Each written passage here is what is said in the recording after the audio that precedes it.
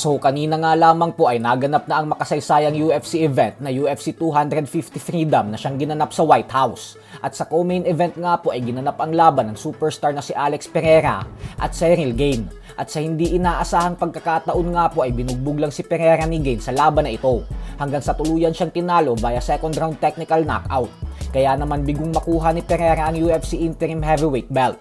Agad namang naglabas ng video reaction ang tinaguriang UFC GOAT na si Jon Jones pagkatapos ng laban upang ipaalala sa lahat na siya pa din talaga ang tunay na GOAT ng UFC. Para po kasi sa mga hindi nakakaalam ay bago mag-umpisa ang laban ng dalawa, ay sinabi na mismo ni Dana White na kapag nagtagumpay umano si Pereira sa laban na ito ay walang duda umano na siya na ang GOAT ng UFC. Kaya maliwanag na hindi talaga dito natuwa si Jon Jones kaya agad itong naglabas ng reaksyon matapos ma-knockout ni Pereira.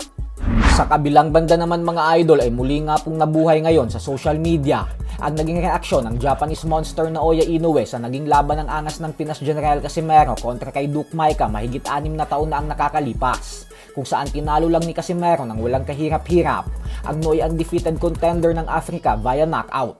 Bumanat po kasi noon si Inoue na base daw sa ipinakitang galaw ni Casimero ay hindi daw ito uubra sa kanya dahil hindi naman umano makakatama yung mga balibag na suntok ni Casimero sa kanya kasi ang dali daw nitong basahin.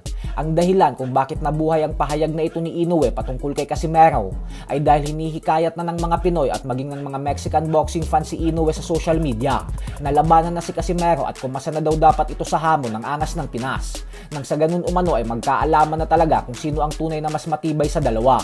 Matapos po kasi ng ginawang pag-knockout ni Casimero kay Luis Nery ay hindi lang mga Pinoy fans ang kumbinsido na kaya talaga nitong pataubin ang binansagang halimaw ng Japan.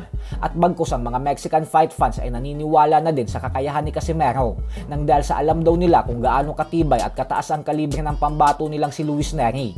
Kaya para umano pataubin lang ni Casimero si Nery nang walang kahirap-hirap ay ibig sabihin daw nito ay may kalalagyan talaga si Inoue kapag nagtapat ang dalawa sa ibabaw ng lona. Subalit sa kasamaang palad nga po ay hanggang ngayon ay hindi pa rin naglalabas ng reaksyon si Inoue sa mga hamon at naging panalo ni Cuadro Alas kay Luis Nery.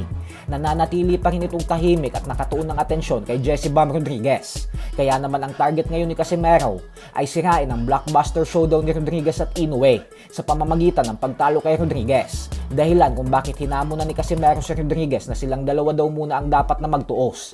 Ayon kay Casimero ay handa daw siyang labanan si Rodriguez sa 122-pound super bantamweight division dahil ito ang nakikita niyang daan para makalaban si Inoue kapag nagawa niyang talunin si Rodriguez.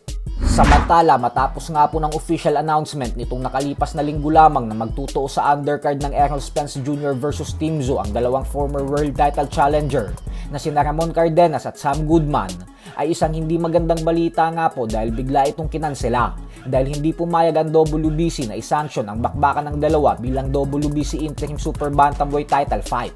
Kaya naman dahil dyan ay hindi nauusad ang sagupaan ng dalawa. So hanggang dito na lang po muna tayo mga idol.